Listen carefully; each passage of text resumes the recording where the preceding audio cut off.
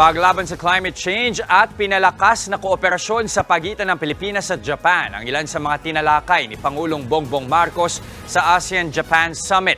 At hanggang mamaya, magiging abala ang Pangulo sa iba't ibang pulong. Live mula sa Tokyo, Japan, nasa frontline ng balitang yan si Mean Los Baños. Mean, ano ang mga nakalinyang aktibidad dyan ng Pangulo? Yes, magandang umaga sa iyo, Jess. Ito na nga ang huling araw ng ASEAN-Japan engagement ni Pangulong Bongbong Marcos. At sinimulan niya yan sa pagdalo sa isang meeting ng ASEAN leaders kaugnay sa climate change.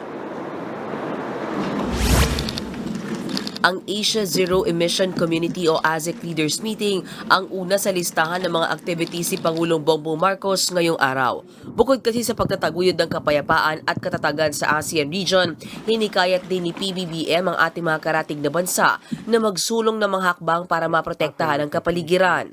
Sa kanyang speech nga sa pagbubukas ng ASEAN-Japan Commemorative Summit kahapon, hinikayat niya ang Japan na suportahan ng mga hakbang para sa carbon neutrality o pagbalanse sa carbon emission na malaki ang epekto sa global warming. Makatutulong daw ito sa disaster-prone communities gaya na lang ng Pilipinas.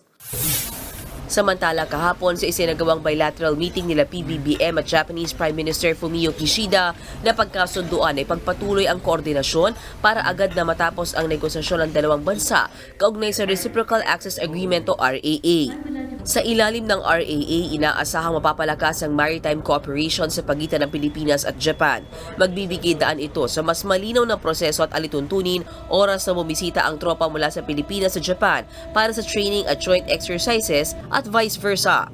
Ayon kay PBBM, parehas silang naniniwala ni Kishida na malaki ang magiging benepisyo ng dalawang bansa mula sa RAA. Dahil hindi lamang ito magiging malaking tulong para sa pagpapanatili ng kapayapaan at katatagan sa Indo-Pacific region, malaking tulong din ito sa disaster preparedness. Naniniwala din daw si PBBM na mahalaga ang RAA para mapalakas ang ating kapasidad na mapanatili ang kapayapaan sa South China Sea.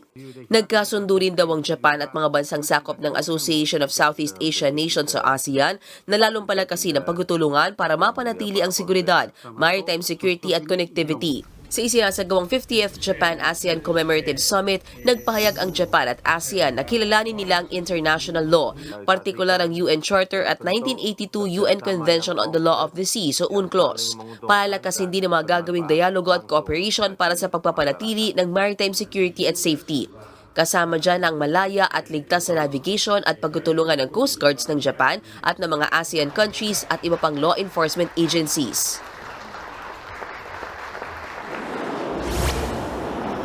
Yes, Jess, bandang 11:30 ng umaga dito sa Tokyo, 10:30 dyan sa Pilipinas.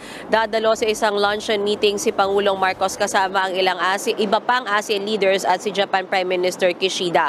Pagtapos niyan, haharap siya sa delegasyon ng media sa ating mga nagko-cover sa kanya dito sa Tokyo para mag-interview sa kadidiretso sa Imperial Palace para naman bisitahin ng Japanese Emperor at Empress. Bandang 5 to 6 in the evening, lilipad ang PR001 sa kayang Pangulo, pabalik na ng Pilipinas. Jess? Nagulat mula sa Japan, maraming salamat Mean Los Baños. Mga kapatid, Lucy Cruz Valdez po, maging maalam at may pakialam sa mga napapanahong balita sa bansa. Tumutok at mag-subscribe sa News 5 social media pages.